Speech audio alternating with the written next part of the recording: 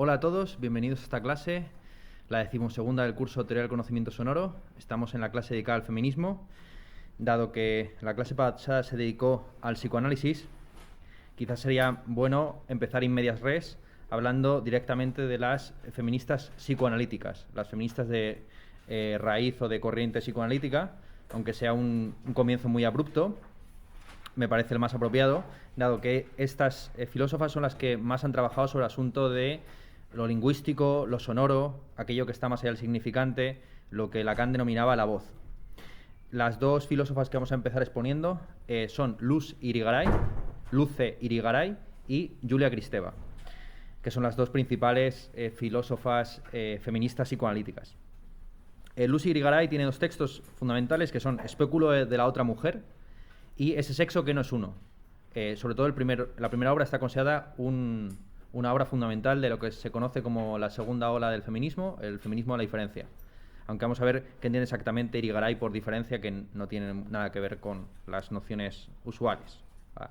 Por ejemplo, las que se encuentran en los textos clásicos de Carol Gillian, en su propia voz, donde Carol Gillian lo que hace es deconstruir a su manera o reinterpretar las teorías del desarrollo moral de Piaget, mostrando cómo las chicas no son sujetos morales subdesarrollados, sino que tienen un concepto de moralidad distinto al de los hombres, más regido por un concepto abstracto de derecho. Bueno, frente a esa idea esencialista, en última instancia, y biologicista o culturalista, de que las mujeres tienen una forma de pensamiento distinta al hombre, Irigaray va por otras líneas. El proyecto de Irigaray tiene básicamente tres etapas. 1, de construcción del sujeto masculino. 2, posibilidad de un sujeto femenino. Y 3, buscar una intersubjetividad que respete la diferencia sexual. Para Irigaray la diferencia sexual no es un sistema de dominación que debe superarse, sino un proceso y una práctica que deben más bien lograrse. Las relaciones sociales dentro del patriarcado, a su juicio, no se caracterizan por el marcaje de la diferencia sexual, sino por lo que ella denomina la indiferencia sexual.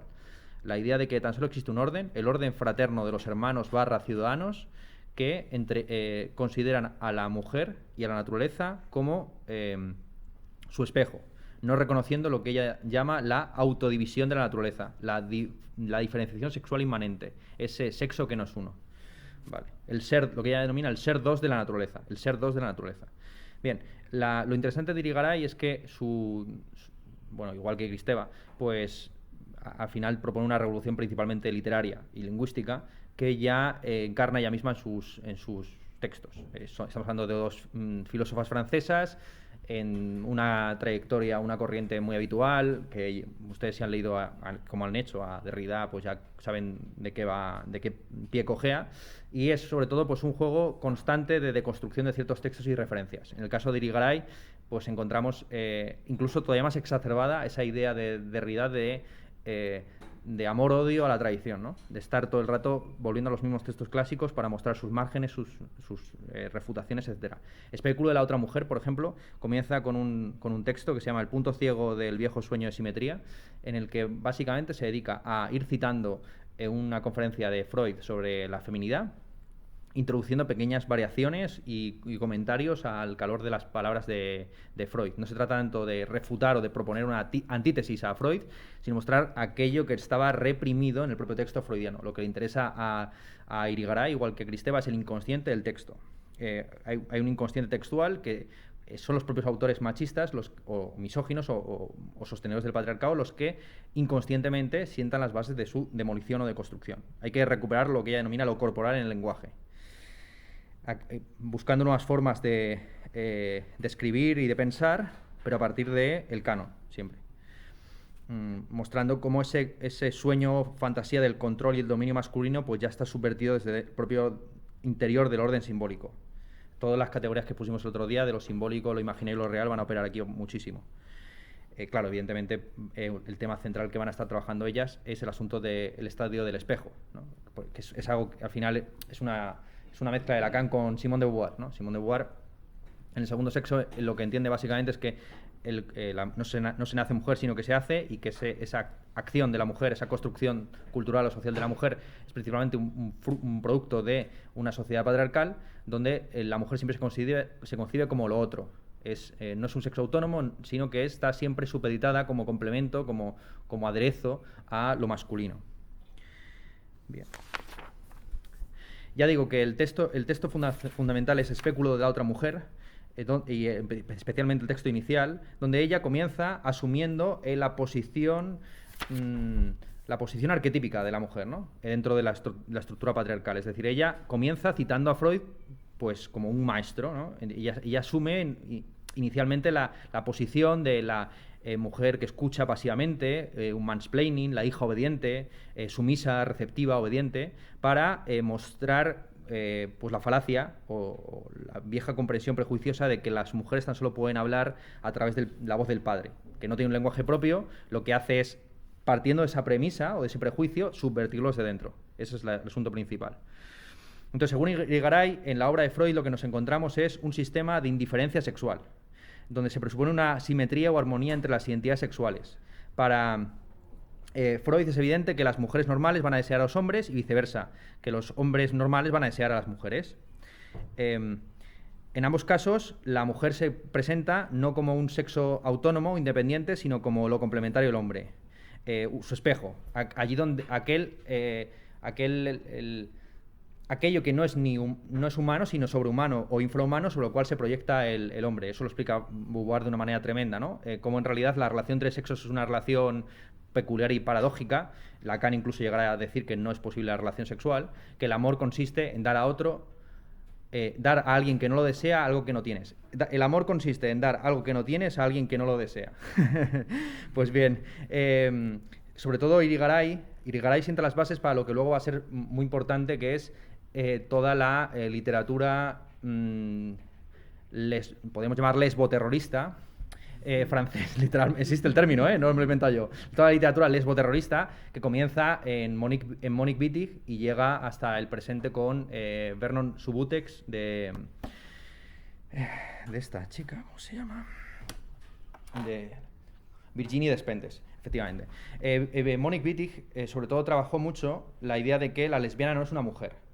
¿Por qué motivo, preguntaba Monique Wittig, el lesbianismo no fue tan perseguido como la homosexualidad masculina? Porque para las categorías patriarcales, tal y como están teorizadas en Lévi-Strauss, la lesbiana ni siquiera existe. O sea, no es un orden, no es una subversión, no es posible. La lesbiana es algo imposible y por lo tanto tolerable. Frente a la homosexualidad masculina, que es una destrucción del orden patriarcal, o más bien una revelación de sus fundamentos ocultos o reprimidos, la lesbiana, según el viejo esquema patriarcal, ni siquiera existe. ¿Cuál es el viejo esquema patriarcal? Según el viejo esquema patriarcal de Lévi-Strauss, el patriarcado es aquella estructura social donde los hombres se relacionan entre sí a través de las mujeres. Las mujeres son la moneda de cambio entre las diversas tribus. El primer comercio, antes de que exista incluso el trueque o la moneda, es el comercio entre mujeres.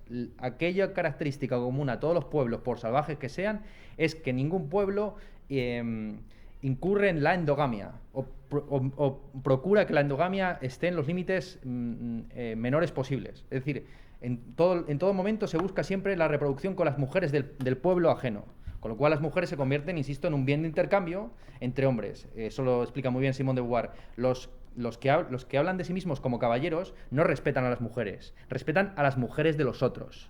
Respetan a las mujeres en tanto que propiedades de los otros y manifestaciones de los otros, ¿no? Y por eso esas expresiones de robarle la mujer, levantarle a novia, etc. ¿Bien? Al final es un combate entre hombres. La idea que tiene Lévi-Strauss es que, bueno, no es de Lévi-Strauss, es de algunas feministas posteriores, es que eso lo que encubre es una homosexualidad reprimida, que en realidad los hombres se desean entre sí y lo que pasa es que expresan su deseo a través de ese bien, de ese apéndice, de ese falo, Lacan dirá que el falo es la mujer, ese falo concreto que es la mujer, ¿vale? Entonces, la lesbiana, dice Monique Wittig, efectivamente, la lesbiana es la subversión total del... Eso se estudia muy bien con las leyes en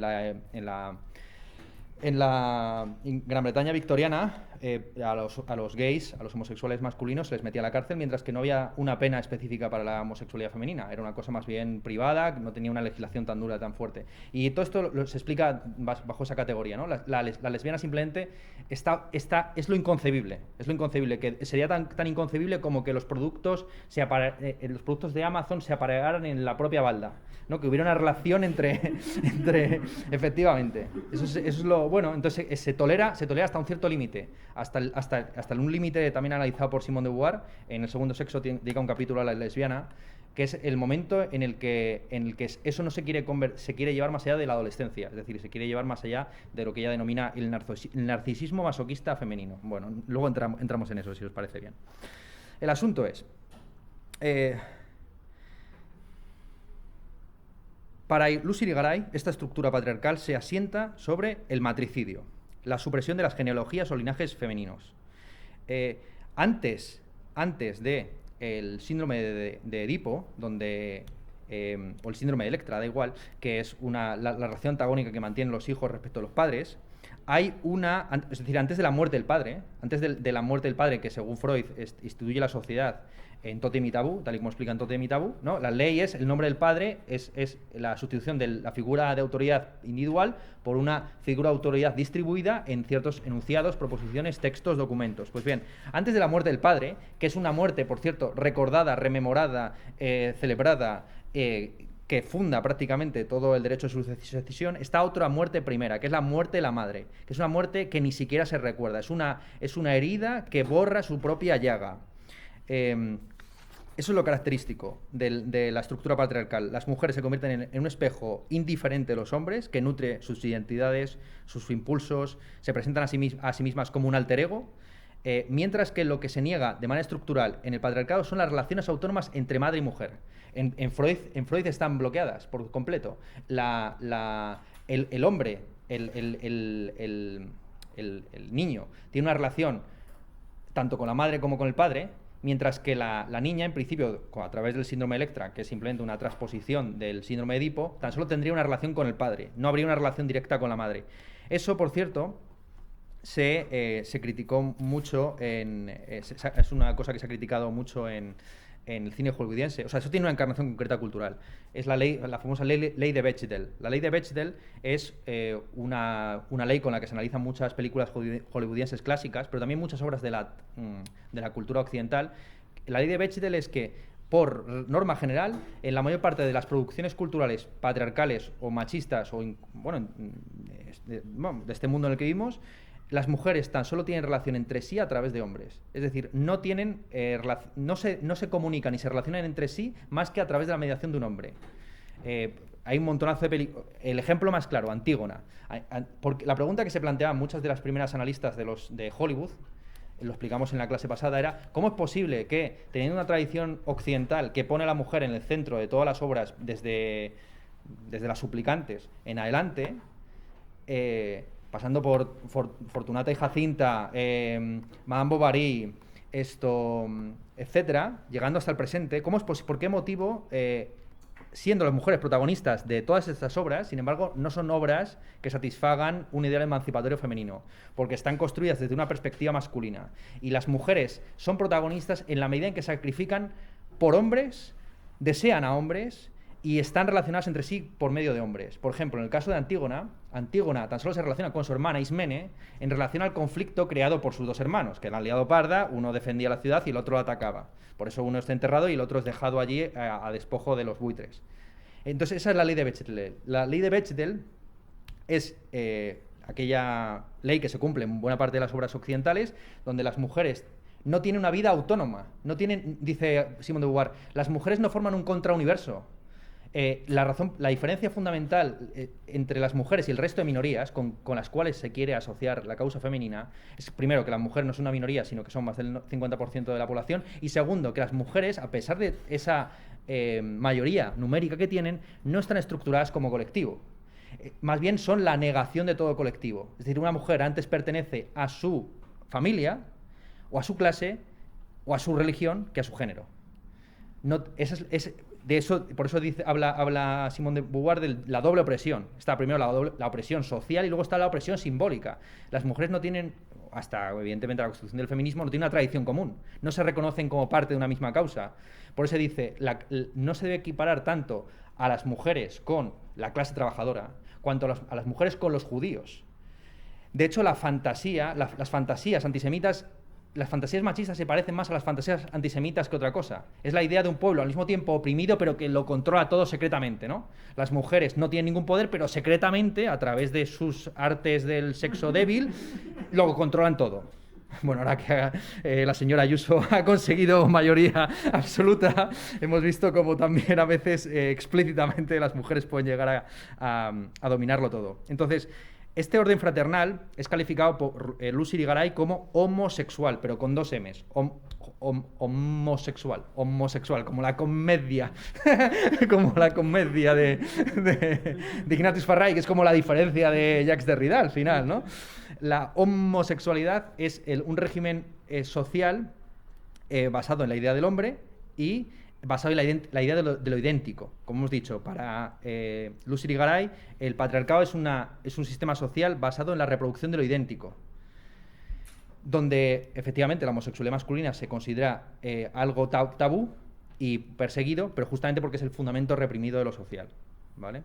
Por cierto, estos discursos luego tuvieron una deriva homófoba curiosa, homófoba anti-gay, porque igual que hay un discurso, puede un discurso dentro, o sea, al final el colectivo LGTB es un colectivo en el que todas las siglas se iban a matar unas con otras, no es un colectivo armónico. O sea, se crea la ideología LGTB pretende ofrecerlo todo como un colectivo armónico, pero en realidad no ha sido tradicionalmente así. Buena parte del orgullo gay inicial tenía mucho de antilésbico y de hecho la imagen un poco estereotípica del orgullo gay sigue estando muy cargada de valores masculinos. Y en este caso fue al revés, es decir, precisamente esta idea del orden homosexual fue utilizada posteriormente por Jean Baudrillard para realizar determinadas afirmaciones un poco duras con la pandemia del SIDA. Yo le recomendaría aquí un texto muy interesante que es la compilación de Ricardo Llamas, Construyendo identidades, que es un texto en el que él y un conjunto de autores, los padres de la teoría queer en España en realidad, pues critican a Baudrillard llega a decir pues que el SIDA es una especie como de gran castigo a la pulsión de lo idéntico, ¿no? Claro, hay un momento en que esta gente se empieza a flipar tanto con el tema de la diferencia que empiezan a volverse homófobos, justamente, ¿no? Porque como quieren rechazar lo idéntico, pues rechazan incluso a aquellas personas que tienen atracción sexual hacia los de su propio género. En fin, los franceses ya sabéis cómo son, ¿no? No hay que darles a comer aparte, ¿no? La cenita de picoteo sienta muy mal. Vale. Entonces, ¿qué es lo que propone Lucy Irigaray al final? Lo que propone es romper con la transmisión de poder entre los hombres, repensar de nuevo el concepto de naturaleza y su relación con la cultura, interviniendo en los ámbitos de lo simbólico y lo imaginario, destruyendo tanto el complejo de Edipo como la etapa del espejo y buscando un nuevo lenguaje que no separe lo corporal de lo simbólico o el amor maternal de la ley paterna. Irigaray tiene siempre esta estructura mimética de escritura que acude a los textos fundacionales del psicoanálisis, transformándolos desde dentro. Escenificando al mismo tiempo su dependencia de la voz paterna, pero también la posibilidad de subversión de esa voz paterna desde dentro. Es justa, lo que ella defiende, insisto, es esa idea de la diferencia, pero una diferencia endógena, frente a la metafísica de la sustancia, que cree que pues hay dos esencias, o dos sexos, o dos géneros contrapuestos.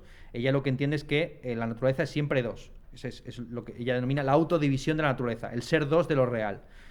Es decir, todo ente está encarnado, dividido, finito, está separado de sí mismo, ya es una dualidad en sí mismo. En ese sentido, Irigaray estaría más próxima a pues, las teorías, por ejemplo, de la bisexualidad congénita, etcétera, ¿no? Se trata principalmente de ver la diferencia sexual como una relación entre dos, como un camino hacia la liberación tanto de la feminidad como la verdadera masculinidad no atrapada en este orden homosexual. Hablar desde el cuerpo para Irigaray no consiste en una suerte de biologicismo, que las mujeres o los hombres estén determinados por su ser corpóreo, sino pues buscar eso, lo inmanente, lo subversivo dentro del propio orden simbólico. No es una esencialista, sino que se trata más bien de cuestionar las divisiones tradicionales entre biología y sociología, entre civilización y barbarie, naturaleza-cultura. Vale, esto es Irigaray. Vamos a ver Kristeva. Irigaray, por cierto, fue expulsada de los círculos lacanianos con la publicación del primer texto en el año 70 y algo, 74 si no recuerdo mal, el espéculo de la otra mujer. Kristeva, por el contrario, nunca tuvo una relación directa con los círculos lacanianos. Ella estaba más bien próxima al círculo de Telquel, Philippe Solers, Roland Barthes, etc. De hecho, formó parte de una expedición muy conocida de maoístas a China en el año 74, después de la cual escribió un libro muy criticado por los estudios postcoloniales porque ofrecía, pretendiendo criticar la mentalidad occidental, una visión muy estereotípica de China. China como una especie de gran mujer que subvertiría desde un paradigma a otro en las categorías masculinas de Occidente. Ese texto ha sido luego muy criticado pues, por Gayatri Spivak y otra serie de autores y autoras postcoloniales. Aquí lo que nos interesa son sobre todo los textos que tienen más que ver, insisto, con el psicoanálisis, pero que sepáis que forma parte de esa larga tradición de maoístas luego reconvertidos al neoliberalismo. De hecho, los primeros textos de Kristeva traducidos al castellano fueron traducidos y comentados por Federico Jiménez Los Santos. Es completamente cierto esto que acabo de decir. De hecho, Telquel, que era la revista en la que todos publicaban, pues fue reproducida más o menos en España por Federico Jiménez Santos, Alberto Cardín y una serie de psicoanalistas o personas próximas al maoísmo psicoanalista catalán, porque vivían en Cataluña entonces, en Divan, la revista Divan. Bueno, sobre eso pueden ustedes investigar más, por ahí hay bastante Federico Jiménez Santos a veces dedica fragmentos o pasajes a hablar de la época en la que él, en fin, experimentaba con su propio cuerpo. Entonces, Kristeva, a diferencia de Irigaray, no cree que se pueda superar el síndrome de Edipo, no cree que se pueda escapar al ámbito de lo simbólico, no cree que se pueda escapar, no puede haber subjetividad sin sacrificio. También condena, evidentemente, esta fraternidad homosexual, pero no es tan optimista o no es tan subversiva como Lucy Irigaray. Ella tiene un texto muy conocido, El tiempo de las mujeres, que ha sido el canon para luego hacer la historiografía feminista. Realmente hasta Kristeva pues no estaba tan marcada esa división tradicional, ahora mismo muy, muy estereotipada, del movimiento feminista en tres grandes olas. Una primera generación de carácter universalista que aspira a incorporar a las mujeres en la ciudadanía, haciéndolas partícipes del contrato social, dándoles derechos civiles, políticos, el feminismo de la igualdad o el feminismo liberal, como queramos verlo. Luego tenemos una segunda generación que sería reactiva, que buscaría principalmente lo específico de la mujer, que iría más allá del ámbito político, cuestionando cuestiones como la familia, la propia economía política, etcétera, la división sexo-género. Y por último, una tercera generación, que es por la que aboga Kristeva, donde no se negaría la diferencia corporal, que era el principal error de la primera generación, pero tampoco se apartaría a la mujer de la historia, como a juicio de Kristeva pues hacían algunas filósofas de la filosofía de la diferencia, del feminismo de la diferencia, ¿no? que por así decir pretendían crear un mundo aparte, una especie de con todo lo que fue el lesbianismo político y que sigue siendo el lesbianismo político, etcétera.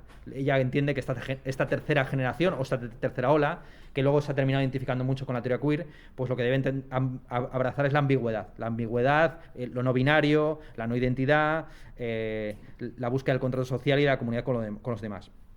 Vale, las categorías de Kristeva son un poco complicadas, pero habiendo explicado a Lacan el otro día, yo creo que van a ser muy, muy fáciles de entender.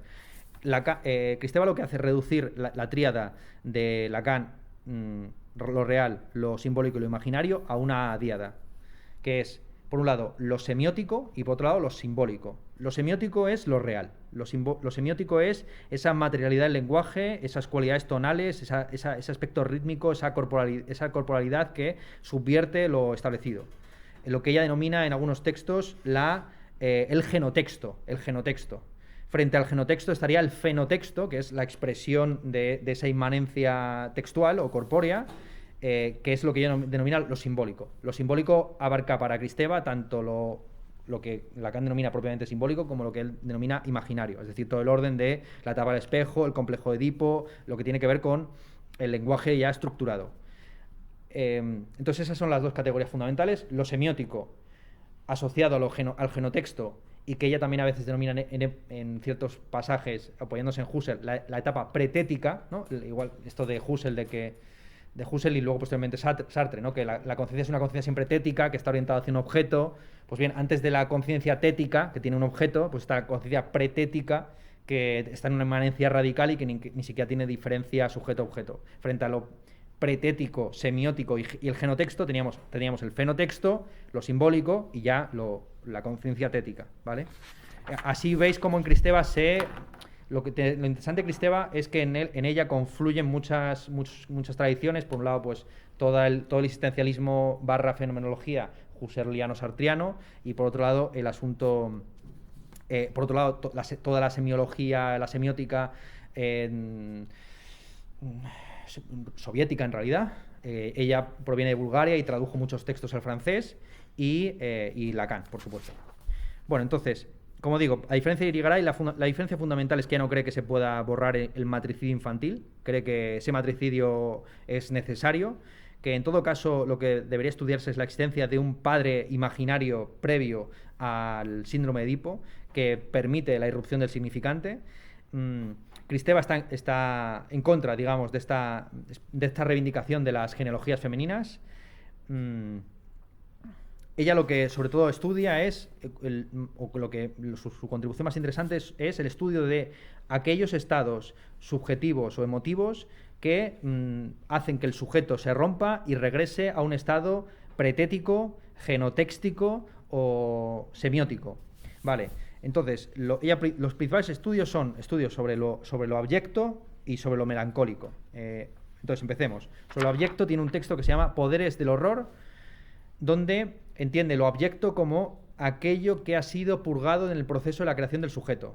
¿Qué es abyecto? Abyecto es aquello que Freud denominó un Heimlich, inhóspito, aquello familiar que al hacerse público se vuelve asqueroso, obsceno.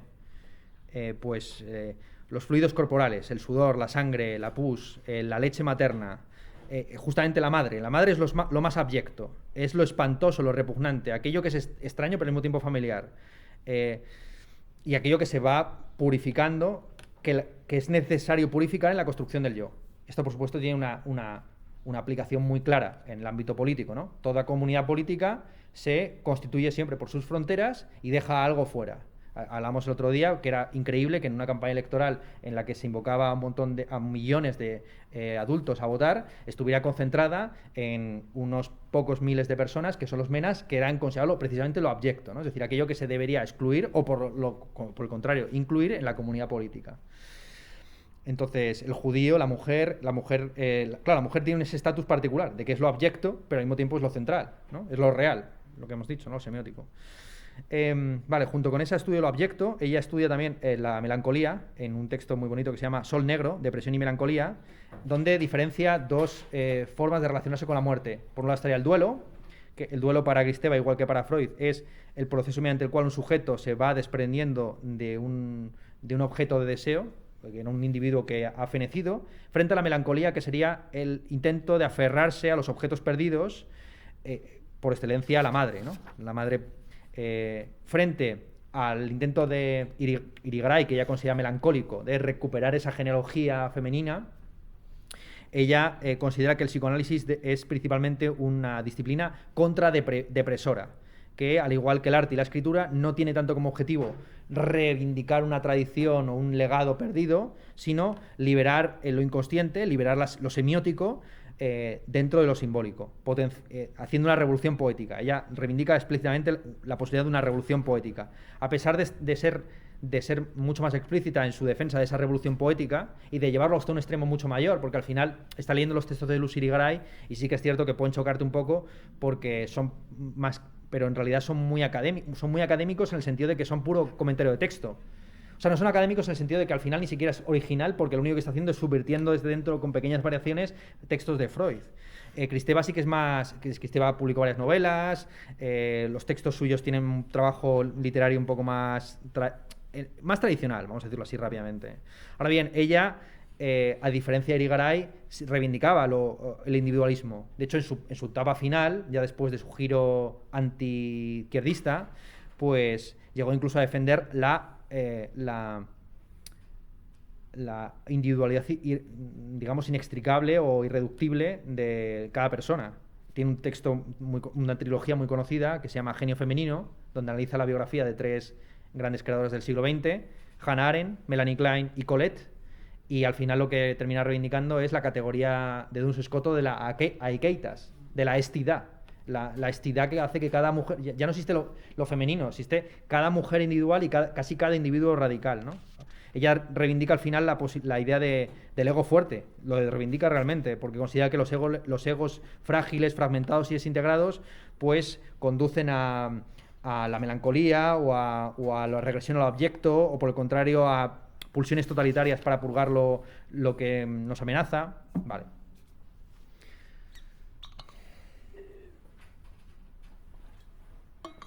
Esto por lo que toca al psicoanálisis feminista. Vamos a hacer un regreso hacia temas más mundanos. Claro, la clase de hoy es sobre el feminismo sonoro, o el feminismo que tiene que ver con la música, el sonido, el lenguaje al final, y yo creo que sería interesante empezar esta parte más mainstream, menos focalizada en el asunto psicoanalítico, por los debates tradicionales acerca del uso del género neutro, ¿no? El masculino como género neutro. No se entiende bien la crítica feminista al uso del masculino plural como género neutro si no se entiende que no solamente se critica el hecho de utilizar el género masculino en determinados casos, sino también la creación ad hoc de versiones femeninas. Me voy a explicar. En el mundo anglosajón es bastante habitual, por ejemplo, hablar de Lady Doctor. Doctora, en lugar de doctora, doctor mujer, ¿no? Doctor señorita. Entendiendo que el doctor, por excelencia, es el hombre. El caso español yo creo que os va a explicar mucho mejor. Es decir, la crítica feminista no es simplemente una crítica feminista al uso de determinados plurales masculinos como presunto género neutro, sino sobre todo, y ahí es donde mejor se muestra, la creación ad hoc de versiones femeninas para palabras presuntamente neutras con terminación en A. El ejemplo que yo pondría es poetisa. Poetisa o profetisa son expresiones acuñadas ad hoc que tienen una resonancia casi de diminutivo burlón, pero que incluso si se les borrara a esas palabras esa connotación burlona, seguirían siendo expresiones redundantes que tienen como objetivo reafirmar que poeta o profeta con terminación en A se refiere explícitamente a los hombres. Ese es el juego perverso. Se crea para las profesiones prestigiadas, cuya terminación es en A, se crea un ad hoc femenino precisamente para al mismo tiempo subrayar la masculinidad de ese presunto género neutros, al mismo tiempo que se mantiene la fachada de, cuando decimos los poetas, también estamos incorporando a las poetisas. A las poetisas, ¿de acuerdo? Este es el asunto. De tal forma que se vuelve a remachar que lo normal, la norma es masculina, mientras que lo excepcional es lo femenino. Esto también ha sido muy analizado en el campo de los videojuegos. Anita Sarkeesian, en una crítica de videojuegos muy criticada y vapuleada en el Gamergate, que inició toda la alt-right anglosajona hace unos años, tiene un vídeo en YouTube muy interesante sobre la creación de personajes femeninos o variantes femeninas de personajes presuntamente neutros. Ella sobre todo analiza el caso del Comecocos. El Comecocos es en principio un personaje de género neutro, porque no tiene genitales, ni sabemos cuál es su ADN, ni tiene características secundarias relacionadas con el género o el sexo. Pero sin embargo, se reafirma, o sea, al mismo tiempo que se dice de fachada que el Comecocos es un personaje de género neutro, se crea a la Comecocos, que lleva un lacito rosa. Y entonces, esto es lo que... Este es el asunto. Lo normal, lo no marcado, es masculino. Lo que no lleva ningún rasgo distintivo de género es porque pertenece a lo normal, que es lo masculino. Mientras que lo que ya lleva un rasgo diferencial, lo otro, es lo femenino. Lo he dicho bien, ¿no? Vale, entonces esto es lo que explica, esta es una característica muy habitual de lo que algunas feministas llaman el marcaje sexual. El hecho de que el género, aunque se considere algo presuntamente no esencial, aparece incluso allí donde no debería ser importante. Por ejemplo, no podemos hacer una crítica literaria o una recensión de un artículo, un paper académico de una bióloga, sin decir su género. De hecho, algunas feministas han debatido mucho sobre si en el sistema de cita, esto llega hasta APA, hasta el sistema de cita de APA y el otro, se debería citar con el nombre propio o sin el nombre propio. Porque si se cita, o sea, está completamente estudiado que si no se cita con el nombre propio, se tiende a pensar que es un hombre el que está detrás. ¿De acuerdo? Este es el marcaje. El marcaje sexual es esto, que incluso en un campo donde el género o el sexo del autor o la autora debería ser irrelevante, sin embargo aparece creando esta ideología sexista donde el sexo es algo de lo que no se habla, pero que sin embargo está omnipresente por todas partes. A esto se añade lo que ya hemos expuesto en varias ocasiones, que es la injusticia hermenéutica de Miranda Fricker, la idea de que los sujetos, en el caso de la mujer, de una manera excepcional, o mejor dicho, arquetípica, la opresión es doble porque también faltan palabras o conceptos o teorías para significar esa opresión. Por ejemplo, hasta que no surgió el término mansplaining, que es del 2008, acuñado por Rebecca Solnit en 2008, no existía una expresión para referirse a cosas que hemos visto, ¿no? La tendencia a apropiarse del discurso femenino o de considerar que las mujeres, por el hecho de ser mujeres, no están en situaciones de competencia. Y también el hecho de que ciertas palabras o ciertos conceptos estén construidos desde la perspectiva masculina. Por ejemplo, la idea de que el sexo está vinculado al coito, a la penetración, mientras que todo lo demás es masturbación, preliminares, etc. Una alternativa, por supuesto, es el género neutro, que en inglés sobre todo se significa con el uso singular del they, que tiene una larga tradición histórica, o el ze, el ze. En castellano lo tenemos más complicado porque habría que conjugar tanto el sustantivo, o sea, habría que hacer variantes de género neutro o de presunto género neutro tanto en el sustantivo como en el adjetivo como en el artículo. Otros idiomas lo tienen todavía más complicado. En el árabe, como dijimos otro día, incluso los verbos tienen flexión de género, lo cual no es arbitrario, por supuesto, que una de las sociedades donde las mujeres están más oprimidas, incluso los verbos estén marcados por el género. Y hay una diferencia entre lo que hacen los hombres y lo que hacen las mujeres en términos verbales. Vale. ¿Qué se ha criticado a esto? Pues se ha criticado a esta propuesta del género neutro, que incurre en el sueño ilustrado humanista de un lenguaje no sexuado, de la negación justamente de la diferencia, la indiferencia que hemos explicado hablando de Lucy Irigaray. Esto se ve muy bien en el caso español porque uno de los primeros autores que defendió la necesidad de un lenguaje neutro fue el racionalista naturalista ilustrado Jesús Mosterín. Jesús Mosterín tiene un texto del año 81 titulado Ortografía fonémica del español que, entre otras cosas, propone reconfigurar toda la ortografía española para que no sea redundante. Entonces, por ejemplo, fundir la C con la K y la Q, diferenciar claramente entre la J y la G, eliminar la H por completo, etcétera, haciendo que el sueño ilustrado, ¿no? Que la oralidad y la escritura sean idénticas. Y a eso él añadía la propuesta de dejar de utilizar el término hombre como sinónimo de género de ser humano y empezar a utilizar la palabra humán. Humán singular, humanes plural.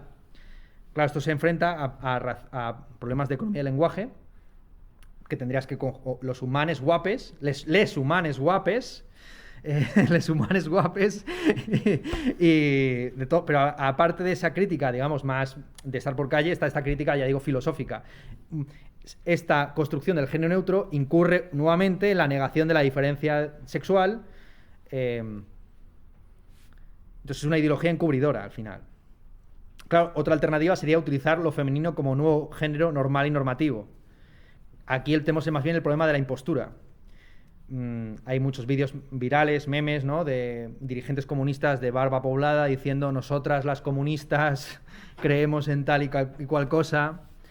Y claro, si ya es una impostura utilizar el femenino plural cuando está hablando un hombre, pues todavía tiene más problemas el uso del femenino plural en segunda persona, el vosotras, ¿no?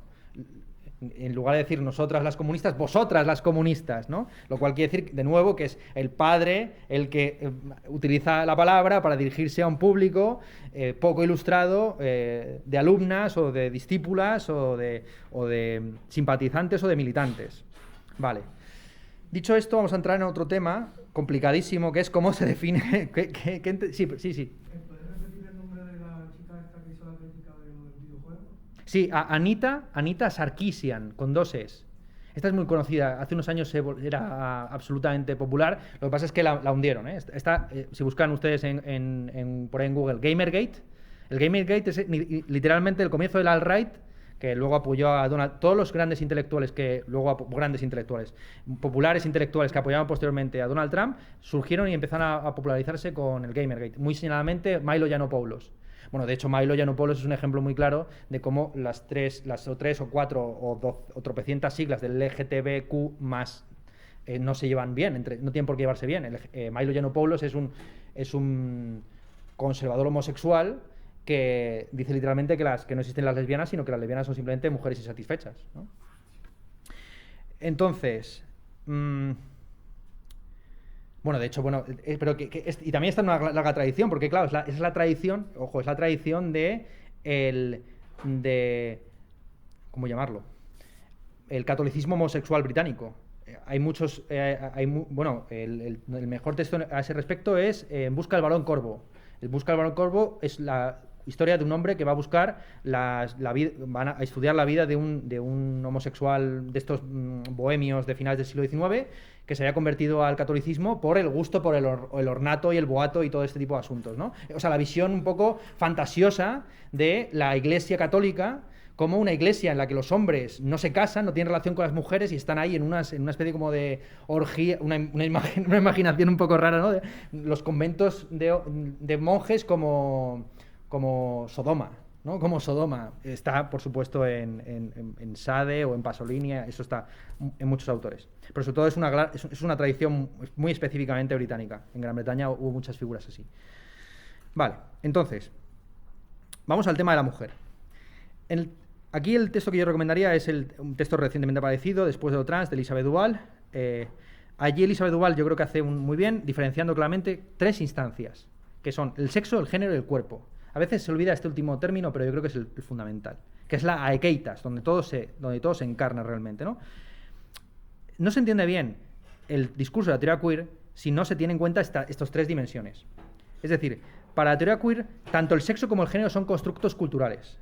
Ahora bien, que sean constructos culturales no quiere decir que sean fácilmente subvertibles, ni mucho menos, ni que sean injustificados, al contrario.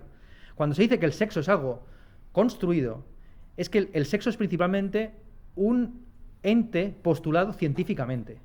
El sexo en el sexo es cierto, en el siglo IV a.C. era algo corporal, pero o quizás no, era quizás algo relacionado con la mitología, pero el sexo en el siglo XXI es algo que está relacionado con entidades invisibles al ojo humano, como son el genoma. Al final, la piedra de toque y la razón por la cual, como explica Anne Fausto Sterling, en Cuerpos sexuados, se puede llegar a excluir a una mujer de una competición deportiva, es el genoma. O sea, tú puedes tener perfectamente los caracteres secundarios femeninos, la genitalidad femenina, que si te hacen un análisis de los cromosomas y descubren el cromosoma femenino, te van a excluir de la categoría deportiva. O sea, por eso decimos que es un constructo, en el sentido, de que los cromosomas no son visibles. O sea, es algo que se descubre, sí, pero por medio de unos instrumentos que han sido construidos socialmente. En fin, que ser un constructivista no es lo mismo que ser un relativista. Simplemente cobrar conciencia de las bases materiales, económicas, tecnológicas que permiten hacer determinados descubrimientos. Bien, es algo abstracto. Más que un constructo, es algo abstracto. Algo que no se da a la percepción. ¿Vale? El sexo, en última instancia, tal y como se comprende en la sociedad occidental, es una abstracción. Está basado en una abstracción como son los cromosomas, que tú no ves a plena vista. Luego está el género, que también es algo un poco más concreto. Ojo, el género ya es roles, hábitos, formas de comportarse, mientras que el cuerpo es lo particular en grado sumo. De hecho, se puede decir que el cuerpo es el punto de contacto entre el sexo y el género. ¿Vale? Entonces, esa es de eso va la teoría queer al final, ¿vale? Bueno, hay muchas versiones, pero yo creo que la versión más cabal es esta que acabo de exponer. Bueno, aquí tenía un par de páginas que me voy a saltar rápidamente sobre cómo definir la mujer. Y al final nadie llega a ninguna conclusión porque todo es muy complicado y no es posible ofrecer una definición de mujer que no deje a alguien fuera. Principalmente a las trans. Esas son las que terminan siempre cayendo, porque si se define a la mujer como relacionada principalmente con la reproducción, como ha sido tradicional, mujer es aquel individuo que es considerado socialmente como susceptible de ser un agente reproductor, ¿no? O un paciente reproductor, dependiendo de si estamos en unas sociedades más o menos misóginas. Pues esto evidentemente deja fuera a las mujeres trans, en fin. En ese sentido, yo simplemente quisiera recomendarles el texto clásico, que es el de Sally Haslanger, del año 2000, titulado Género y raza, ¿qué son? ¿Qué queramos que sean? Que es el texto fundamental a este respecto y que principalmente distingue dos tipos de aproximación a este concepto. La aproximación que podríamos llamar descriptiva y la aproximación que ella denomina meliorativa, ¿vale? Es decir, si queremos construir un concepto de mujer que sea descriptivo de lo que hay, o un concepto de mujer que sea en última instancia normativo, y la cuestión es que no puedes construir un concepto de mujer que no termine siendo normativo de alguna forma u otra. Partes de una preconcepción de la mujer, es casi algo hermenéutico, como ustedes han estudiado mucho y les han dado mucha tralla con Heidegger, no hace falta que se lo vuelva a repetir. Hay un carácter normativo, incluso en toda descripción. Por muy tolerante o por muy inclusiva que sea, siempre va a dejar a alguien fuera, por definición. Y aquí hay mucho delirio. Aquí hay mucho delirio porque al final incluso hay algunos que hablan de una ética conceptual o hay algunos que hablan de ingeniería conceptual, de reconfigurar nuestros conceptos para crear proyectos emancipatorios. A mí todo esto me parece, yo sigo siendo platónico, que queréis es decir, las ideas no las construimos, sino que nos encontramos con ellas y me parece que no van por buen camino, pero bueno, ¿qué se le va a hacer? Es una idea muy difícil esta, la de mujer. Vamos a ello.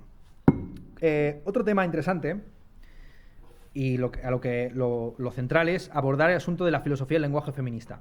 Hemos hablado de los debates más bien a pie de calle, de cómo se utilizan las palabras en el lenguaje ordinario. Vamos a hablar del ámbito académico. En el ámbito académico es curioso cómo muchas filósofas feministas han acusado a la filosofía del lenguaje por individualismo. Esta es la principal acusación que está en la mayor parte de los textos, pero es una acusación que no se entiende muy bien, porque no se entiende a qué se refieren. Si se refieren a que la mayor parte de los filósofos del lenguaje han analizado los fenómenos lingüísticos desde la perspectiva de un individuo intencionado que tiene una intencionalidad respecto al mundo, o si, por el contrario, el problema está en que la mayor parte de los filósofos del lenguaje presuponen que las expresiones lingüísticas se individúan en objetos individuales. Sea como fuere, es falso. La tesis de que se interprete de una forma o de otra es falsa. La objeción, claro, la objeción primera principalmente subrayaría que frente al individualismo metodológico analítico, pues habría que reivindicar lo social, ¿no? No son individuos con su intencionalidad los que utilizan el lenguaje, sino que es la comunidad la que utiliza el lenguaje. O en segundo lugar, la segunda objeción apuntaría no tanto a entes discretos individuales, sino a relaciones, conexiones. Pero es falso, porque toda la filosofía posanalítica desde Quine en adelante, en vez de ser individualista, es holista. En Quine se termina dando más importancia a las conexiones y relaciones dentro del todo lingüístico. Y de hecho el ejemplo que pone, el ejemplo de Gabagay, se puede considerar casi como un ejemplo postcolonial, ¿no? Que lo que hace es cuestionar justamente la posibilidad de comprender a los pueblos distintos al nuestro. En cuanto a las teorías causales de la referencia, que son las mayoritarias en la filosofía posanalítica, pues en todas ellas se da importancia a lo social. Tenemos la cadena de hablantes en Kripke, tenemos la idea del trabajo lingüístico, de la división del trabajo lingüístico en Putnam, donde por un lado están los especialistas y por otro lado los usuarios base. Por no hablar del resto de filósofos, en Grice tenemos las implicaturas conversacionales, en David Lewis tenemos las convenciones, en Austin tenemos los actos de habla, y de hecho, como habéis visto en el texto de Judith Butler, toda la filosofía del lenguaje feminista se articula a partir de la teoría de los actos de habla de Austin. Voy a ir muy rápido, porque ustedes ya han leído el texto, sobre en qué consistió esta filosofía feminista del lenguaje. Ha consistido básicamente en una elaboración de las teorías de Catherine MacKinnon. Catherine MacKinnon, una filósofa bastante importante de la segunda oleada, dijo que la pornografía era mala en sí misma, que ya era un acto de censura. Esa es la idea que tiene Catherine MacKinnon. La pornografía no solamente es mala por sus consecuencias, por el hecho de que pues, induce a violaciones o a lo que sea, sino porque crea un canon de sexualidad que censura y limita y restringe la expresión sexual de las mujeres, ¿no? Que reifica las fantasías que pueden tener las mujeres, que son principalmente fantasías de violación. A partir de esta teoría de Catherine MacKinnon, pues Rae Langton, sobre todo, elaboró una teoría de el silenciamiento conforme a la teoría de Austin. Entonces ella entendía que había 3 tipos de silenciamiento: el silenciamiento locutivo, el ilocutivo y el perlocutivo. Recapitulo lo de la teoría de Austin para quien no se acuerde muy bien de lo que estuvimos hablando ayer. La locución tiene que ver con el enunciado, con lo que se dice. Lo ilocutivo es el acto que se realiza al decir algo, y lo perlocutivo son las consecuencias que tiene el acto de decir algo. La diferencia entre sois marido y mujer, como pregunta o como enunciado descriptivo, eso es locutivo frente a yo os declaro marido y mujer, que sería un acto ilocutivo, que a su vez tendría una consecuencia perlocutiva, como subrayamos ayer, que es que dentro de la Iglesia Católica se considera que un matrimonio no está consumado, sino es nulo si no se consuma sexualmente, ¿vale? Entonces, locutivo, descriptivo, ilocutivo es lo que tradicionalmente se entiende por performativo, lo que se realiza en el acto de decir, y perlocutivo, o sea, ilocutivo es lo performativo, y lo perlocutivo es las consecuencias conductuales que se derivan del acto de hablar, ¿vale? Entonces, está el silenciamiento locutivo de las mujeres, es pues toda la ideología machista, que las considera inferiores, etc. El silenciamiento ilocutivo es los actos, sería negar los actos femeninos, negar los actos significativos femeninos, mientras que el silenciamiento perlocutivo es cuando se reconoce que la mujer dice algo, pero no se acepta sus consecuencias. A ver, sobre todo esto es aplicado al campo de la violación. Ella entiende que en el acto de la violación suele haber o bien un silenciamiento ilocutivo o bien uno perlocutivo. Vamos a ver. El silenciamiento perlocutivo consiste en que el hombre escucha el no, pero le niega las consecuencias. Entiende el no, pero le da igual. Pero el silenciamiento ilocutivo todavía es más peligroso, que es que el hombre no reconoce el no. Es decir, no solamente niega las consecuencias del acto lingüístico, sino que niega el acto lingüístico. Está diciendo que no, pero en realidad está diciendo que sí. ¿De acuerdo? Y aquí es donde se aplica de una manera paradigmática el concepto de injusticia hermenéutica. El concepto de injusticia hermenéutica no solamente se aplica a la víctima, también al culpable o al acusado o al victimario. Es decir, la injusticia hermenéutica es que tú no posees las herramientas conceptuales suficientes o estás distorsionado por condicionamientos sociales para comprender la situación en la que te encuentras de desigualdad. Pero es que en una situación tan de injusticia hermenéutica está la violada como el violador en determinados casos. Es decir, el violador que, influido por la cultura de violación más la pornografía, no comprende, ni siquiera percibe el no, él mismo está en una situación de injusticia hermenéutica. Ni siquiera sabe que viola. O sea, es la diferencia entre lo demoníaco de por ejemplo, Humber en Lolita sabe que es un pederasta y quiere ser un pederasta y se regodea en ser un pederasta. Y eso es lo que por demoníaco se suele entender aquel que acepta un orden establecido y sin embargo se regodea en su subversión. ¿De acuerdo? Frente a lo demoníaco tenemos la visión angelical de la violación o de la pederastia, que es, por ejemplo, la que expresa Marcel Zwoff en el libro de Monel. Marcel Zwoff escribe ese libro, el libro de Monel, donde describe de manera poética sus relaciones con prostitutas preadolescentes. Pero claro, aparecen como niñas angelicales, ¡ay, mis niñas! Lewis Carroll. La diferencia entre Lewis Carroll y Humber es que Lewis Carroll también, o Michael Jackson, tocaba a las niñas y a los niños, pero lo hacían bajo una ideología angelical, donde ni siquiera percibía lo que estaba haciendo. Esa es la diferencia entre y la mayor parte de las violaciones que se producen en el entorno familiar tienen más bien este carácter ilocutivo, y de justicia hermenéutica, en el que ninguna de las partes sabe lo que está pasando, y sin embargo pasa, que es lo traumático. Vale. Entonces, ese es la pornografía contribuye a ese silenciamiento, por un lado, interpretando que el no es sí, y por otro lado, va borrando los límites entre el sí y el no. Es decir, reforzando además la imagen de las mujeres como narcisistas masoquistas. A ver si puedo explicar esto de Simone de Beauvoir rápido. Simone de Beauvoir, en El segundo sexo, al final, afirma que la psicología de la mujer se caracteriza por dos atributos, paradójicos y dialécticos, que es lo que hace que las mujeres, desde la perspectiva masculina, sean incomprensibles, que es que las mujeres son al mismo tiempo narcisistas y masoquistas.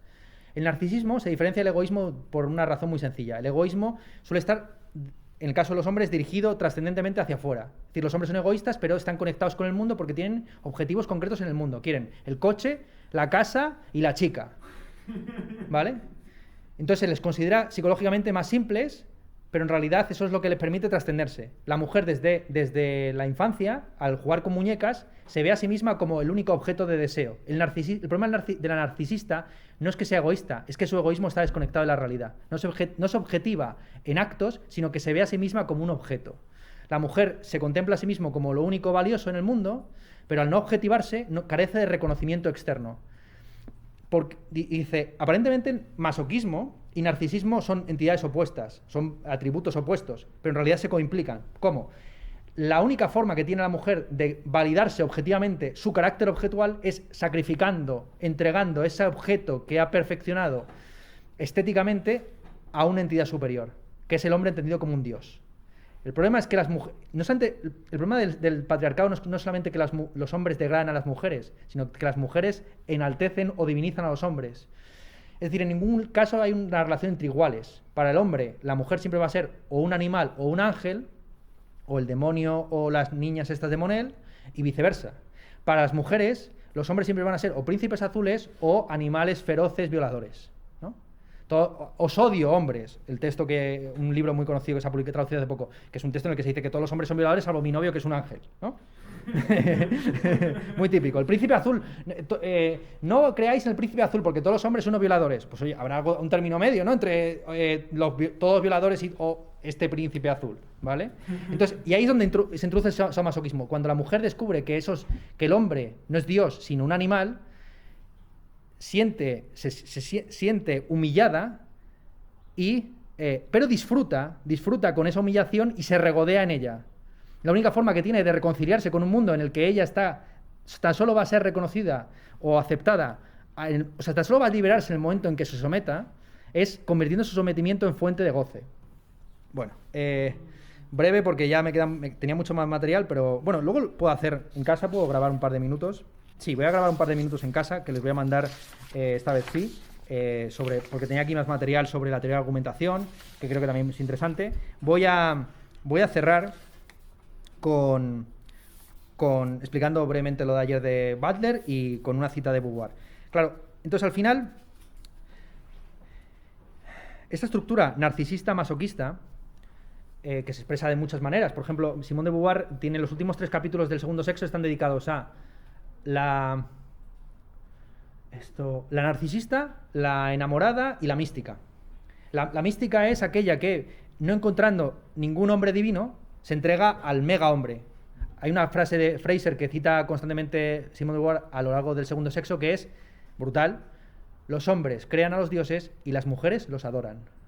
Es decir, el Dios está creado a la imagen y semejanza del hombre y es el ídolo al cual se supeditan las mujeres, ¿no? ¿Por qué motivo, dice Simone de Beauvoir, de 340 mártires de la Iglesia, tan solo 70 son hombres?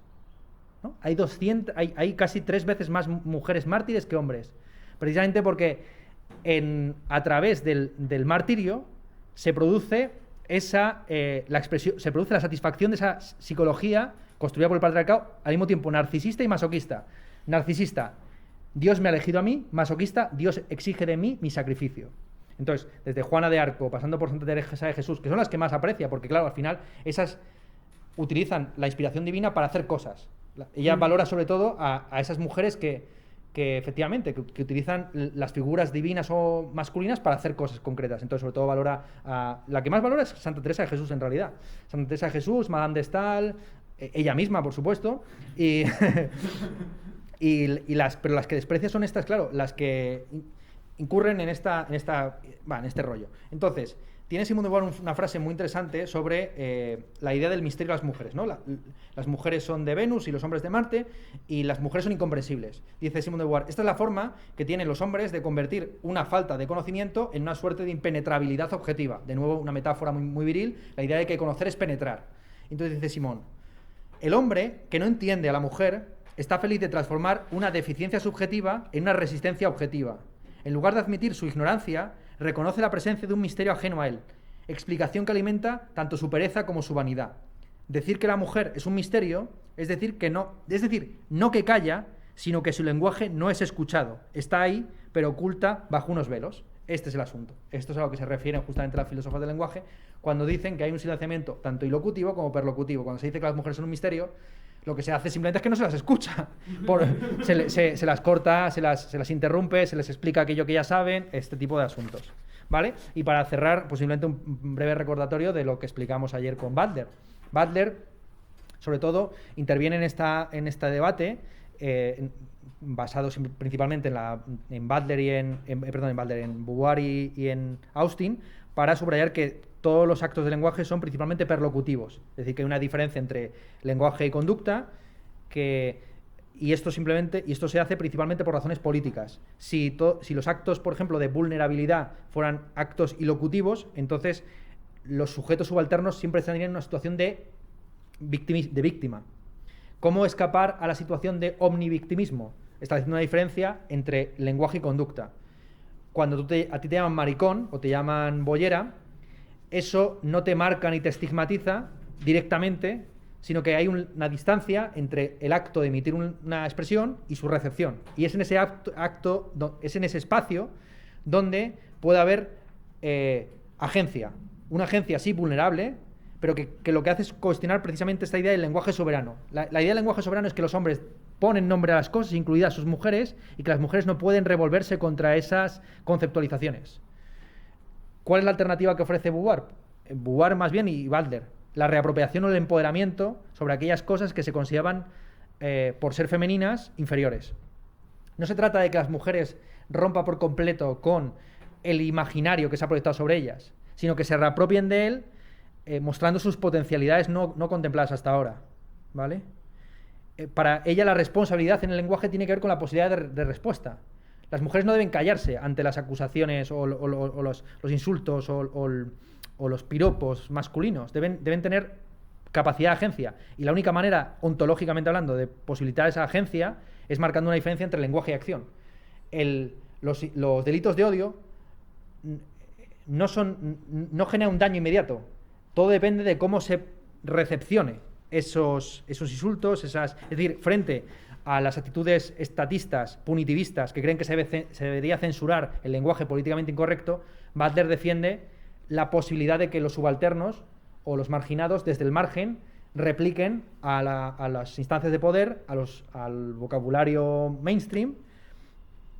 Es decir, frente al victimismo punitivista de que necesitamos un Estado que nos proteja de los machistas que nos insultan y nos ofenden y nos destruyen lingüísticamente, Butler lo que sobre todo defiende es la capacidad de los propios colectivos marginados de empoderarse, de reapropiarse de los insultos, de darle la vuelta es decir, de ser responsables y de responder.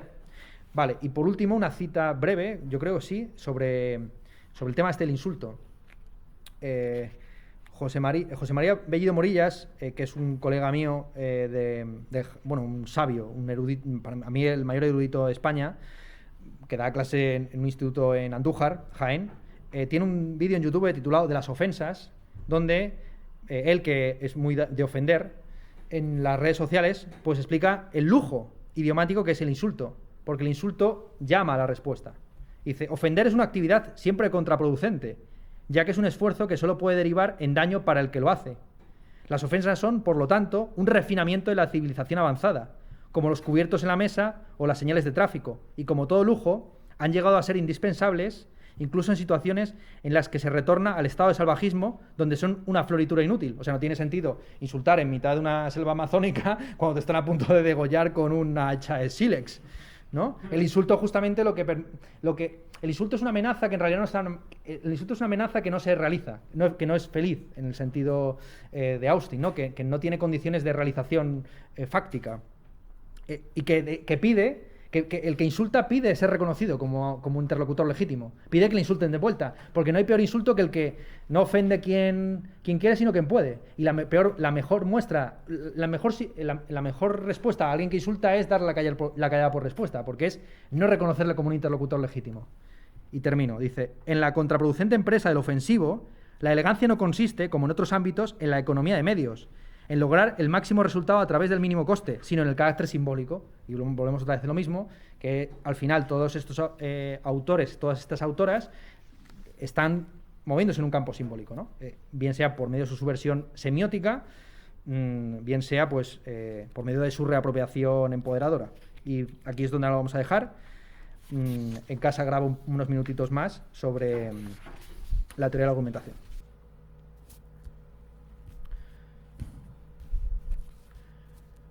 Seguimos aquí en casa con la última clase del curso, no, la penúltima clase del curso, la clase 12ª, dedicada al feminismo sonoro. Nos habíamos quedado justo después de citar a Bellido Morillas, su reflexión acerca de la ofensa. Y ahora tocaba el momento de hablar sobre un tema bastante importante, que era el asunto de la ignorancia.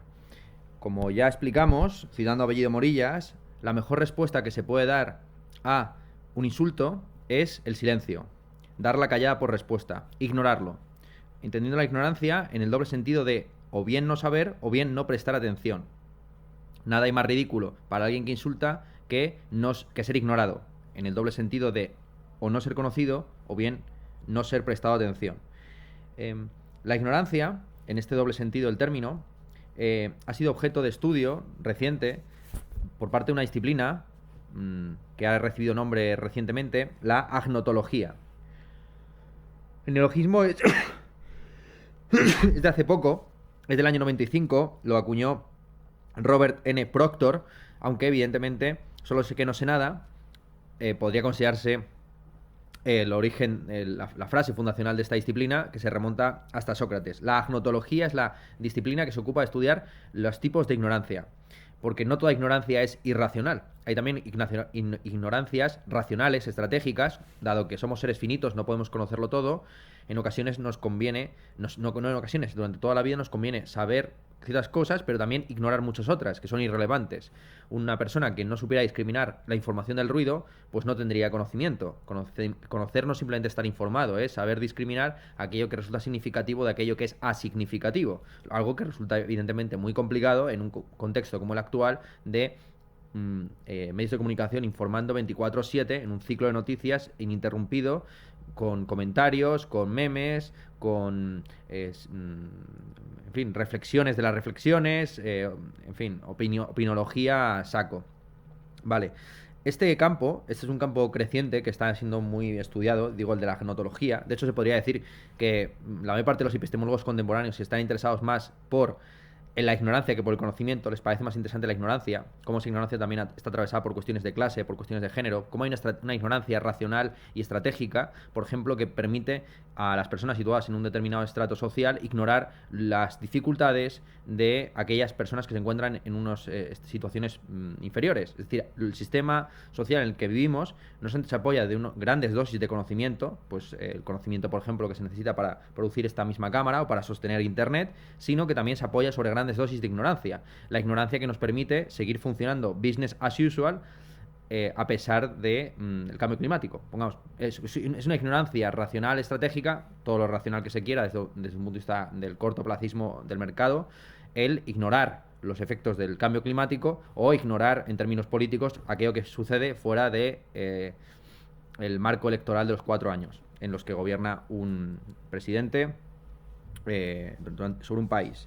Entonces, un ejemplo clarísimo de ignorancia racional o tanto más que racional, estratégica, es algo que hemos explicado ya varias veces en clase, que es la ignorancia o la injusticia epistémica, teorizada por Miranda Fricker, que consiste en que determinados grupos sociales no son creídos cuando dan testimonio de sus experiencias o de sus saberes, pues se les resta, se considera que lo que están diciendo no es válido.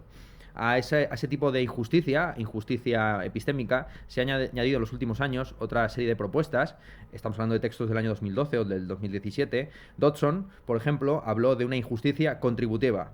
La injusticia contributiva consiste no solamente en ignorar los recursos conceptuales y epistémicos de los marginados, sino también utilizar constantemente recursos epistémicos distorsionados para venderlos como mercancía averiada a esos sujetos. Un ejemplo podría ser el de la religión, si aceptamos esa tesis de Fraser que hemos citado ya en esta clase, de que los hombres crean a los dioses y las mujeres los adoran. Bajo una lectura conspiranoica de la creación de las religiones, podríamos pensar que las religiones son un constructo de los hombres para dominar a las mujeres. Bien, entonces, en ese sentido, los hombres que tienen un conocimiento racional del mundo, que son ateos, construyen dioses, que son ídolos a su imagen y semejanza, para que una clase subalterna, la de las mujeres, los adore. Y con esto podríamos poner muchos más ejemplos. Por ejemplo, la concepción que tenía Leo Strauss de la libertad era algo parecido a esto. Cuando Platón hablaba, por ejemplo, de los mitos útiles, se refería y las mentiras piadosas, se refería en la República y luego posteriormente las leyes, se refería principalmente a la forma en la que un gobernante controla a sus gobernados por medio de mitos y de ficciones útiles. Para Leo Strauss, pido disculpas, por cierto, por el ruido, pero bueno, es que están haciendo obras en la calle, ¿qué se lo va a hacer? En mi calle no paran de hacer obras, primero levantaron la acera, luego levantado la calzada y ahora están con el subsuelo. Bueno, en fin, nos están renovando de cero el pavimento, fantástico. Entonces, tenemos la injusticia contributiva, que es básicamente eso, el vender mercancía averiada conceptual o epistémica a las clases marginadas. Junto con eso tenemos la teoría de Derek Anderson, que afirma que hay una injusticia también de la competencia conceptual, que consiste en ignorar que los sujetos marginados también tienen sus saberes y sus prácticas. Esta injusticia se produce en el momento en que una persona de clase privilegiada o central lo que hace es excluir o considerar que por pertenecer a una clase marginada la persona que tiene delante no sabe determinadas cosas. Esto tiene una concreción muy clara en el campo del feminismo, que es la teoría del mansplaining. El mansplaining es, tal y como lo empezó a utilizar Rebecca Solnit en el 2008, la forma que tienen los hombres de considerar que las mujeres no saben ciertas cosas y por lo tanto deben ser explicadas a pesar de ser ellas mismas doctoras o licenciadas o magistradas, amaestradas, masterizadas en dichas disciplinas. Ok. Saltemos por último al último punto que quería tocar en la exposición. Me quedan apenas 15 o 20 minutos de exposición en clase. Podría haberlo resuelto, pero prefería dejarlo para explicarlo lentamente aquí en casa. Quería hablar un poco del desarrollo que ha tenido la teoría feminista en el campo de la teoría de la argumentación. Como ustedes saben, que la teoría de la argumentación es un campo al que se han dedicado recientemente buena parte de los profesores de lógica. Los profesores de lógica realmente, una vez cerrado el campo de la lógica formal, a mediados del siglo XX, pues se han quedado realmente sin trabajo. O sea, a día de hoy los desarrollos en lógica tienen más que ver con cuestiones matemáticas que con cuestiones filosóficas, estrictamente filosóficas. Entonces, muchos profesores de lógica, en el caso, por ejemplo, de la Universidad Autónoma de Madrid, donde estamos dando clase, Huberto Marrao, han pasado de estudiar, sobre todo, cuestiones de lógica a estudiar cuestiones de teoría de argumentación, es decir, teoría de lógica, podemos llamar la lógica informal. Vale, sabemos cómo funcionan los silogismos, sabemos cómo funcionan las deducciones, sabemos cómo funcionan los análisis en árbol de la argumentación. Lo que toca por analizar o desarrollar es una teoría de cómo se argumenta informalmente, porque en el día a día no argumentamos en plan entonces P, entonces Q, sino que estamos argumentando pues de una manera mucho más laxa. Y lo interesante es que dentro de esta teoría de argumentación, pues las feministas también han desarrollado un análisis bastante potente, a mi juicio, mucho más potente que todo lo que han hecho el resto de sus colegas, sobre cómo se argumenta en filosofía. Es un análisis bastante preciso, conocido como el modelo adversarial. Adversary Model. Este es el concepto desarrollado por Janis Moulton en un artículo del año 83 para analizar cómo se argumentaba y se debatía en filosofía. A juicio de Moulton, en filosofía se privilegia el combate sobre la cooperación y se entiende que la mejor forma de argumentar es planteando objeciones extremas y contraejemplos imaginarios.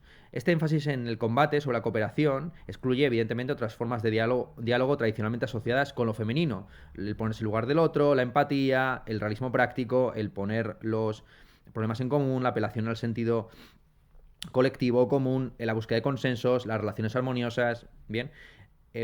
Además, se suele valorar en filosofía formas de racionalidad desvinculadas de la personalidad o de la experiencia y de la corporalidad individual. y de las emociones, considerando que argumentos que provengan de lo individual, de lo personal o de lo corpóreo o de lo afectivo, pues son argumentos irracionales que deben ser despreciados sin ni siquiera entrar en el meollo de la cuestión.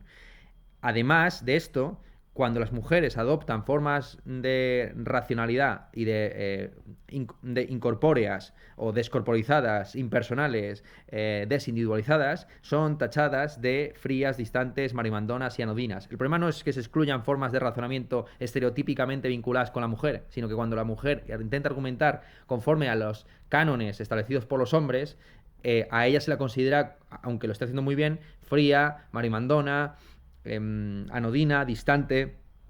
Además, el vocabulario metafórico que se suele utilizar cuando se habla de los debates en filosofía está muy cargado por valores de género.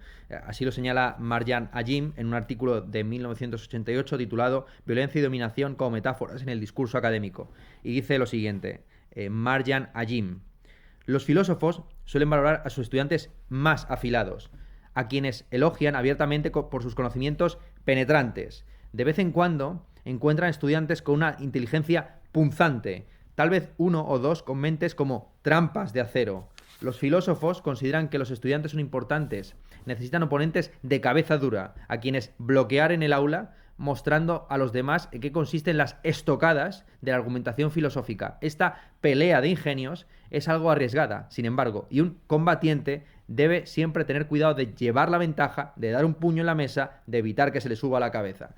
Si se encuentra presionado por el tiempo al final de una conferencia, con la espalda contra la pared, o como se expresa ocasionalmente de una manera aún más colorida, entre la espada y la pared, es posible que tenga que recurrir a tácticas del brazo fuerte, comentarios mordaces, ir a por la yugular, despedazar el argumento del oponente o llamar a la artillería pesada. Si se ve atrapado por las agonías de un verdadero dilema, es posible que incluso tenga que tomar el toro por los cuernos o refutar el dilema prestando un contradilema. Se ve aquí todo este vocabulario muy cargado por razones de género. Y el problema no es solamente que se deja fuera a las mujeres, sino que al dejar fuera a las mujeres y al argumentar de esta forma, se convierte la filosofía en una disciplina absurda e incomprensible para el común de los mortales, porque todas las argumentaciones están expuestas cara a la posible refutación y los contraejemplos. Los argumentos morales se exponen anticipándose a los contraejemplos egoístas, los argumentos epistemológicos anticipándose a los contraejemplos escépticos. Los argumentos acerca de la existencia de Dios no tienen en cuenta el papel que desempeña Dios o la religión en nuestra sociedad. De esta forma, la mayoría de los filósofos se ven obligados a recurrir a contraejemplos o ejemplos complicadísimos, escenarios imaginarios, experimentos mentales como Gabagay, la Tierra Gemela o el cerebro en una cubeta, que de nuevo desvinculan a la filosofía del sentido común. El problema de esta forma de argumentación, entendida como polémica, como refutación constante, como presentación de contraejemplos, es que obliga a los filósofos a blindarse en unos ejemplos imaginarios, en unos escenarios fantasiosos y mentales que desvinculan a la filosofía del sentido común popular. El ejemplo que pone Moulton es el de Judith Jarvis Thomson, su argumentación a favor del aborto. Thomson se imagina una situación, la siguiente situación imaginaria, el siguiente caso o experimento mental. Imaginemos que una mujer que está a punto de abortar fuera igual que una mujer que sin su consentimiento fuera conectada por un cordón umbilical a un violinista. Si la mujer corta el cordón umbilical, el violinista muere. Thomson se ve obligada a reformular el caso del aborto en estos términos para responder a objeciones extremas. ¿Qué pasaría si al abortar nos estuvieras privando de un nuevo Paganini, de un nuevo Menuhin, el famoso violinista del siglo XX? Claro, al verse obligada a reformar el argumento de esta forma, Thomson puede presentar su exposición, su defensa del aborto con más solidez y mayor consistencia, pero al mismo tiempo que presenta un argumento más invulnerable a los ataques, de facto no está abordando ninguna cuestión que sea relevante para las mujeres que se quedan embarazadas sin su consentimiento, sin quererlo, más que sin consentimiento. Aunque también hay casos, evidentemente, de embarazo no voluntario por violación. Entonces, este es el asunto central, que el método adversarial no solamente deja fuera a las mujeres, o aquellas mujeres que prefieran una forma, y aquellos hombres que prefieran una forma de razonamiento distinta a la pura polémica, al pensar es pensar contra alguien, sino que también se limita el rango de las opciones viables dentro de un debate, en la medida en que las posiciones del sentido común se abandonan por impracticables y las posiciones realmente imaginativas que cambian los términos del debate se vuelven incomprensibles. Se crean bandos, los fundamentistas contra los coherentistas, los idealistas contra los materialistas, los deontólogos contra los consecuencialistas, los internistas contra los externistas, limitando los puntos de debate a 3 o 4 minucias y forzando ajustes ad hoc por mor del argumento y a propuestas que hasta los estudiantes avanzados consideran puramente verbales, que no comprenden. De hecho, en filosofía, cuando esto se traslada a la pedagogía, a la forma de dar clase, los estudiantes se esfuerzan normalmente más en vencer que en convencer, fijándose principalmente en los casos más extremos de un campo, en vez de ver el fulcro de verdad, el punto de contacto que tiene toda teoría para ser comprensible. Es como, por ejemplo, conocer tan solo los últimos descubrimientos científicos sin conocer sus fundamentos. Tienes un conocimiento superficial que te sirve para mantener una charla de bar, pero no tienes un conocimiento de raíz del propio sistema filosófico.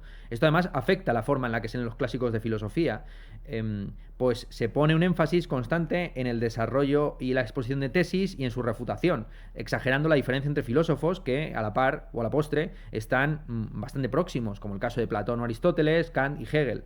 De esta forma, no solamente se exageran las diferencias entre filósofos, sino que también se expulsan del canon muchos filósofos que no tienen un pensamiento estructurado bajo la forma de tesis, antítesis, refutación, contraejemplo.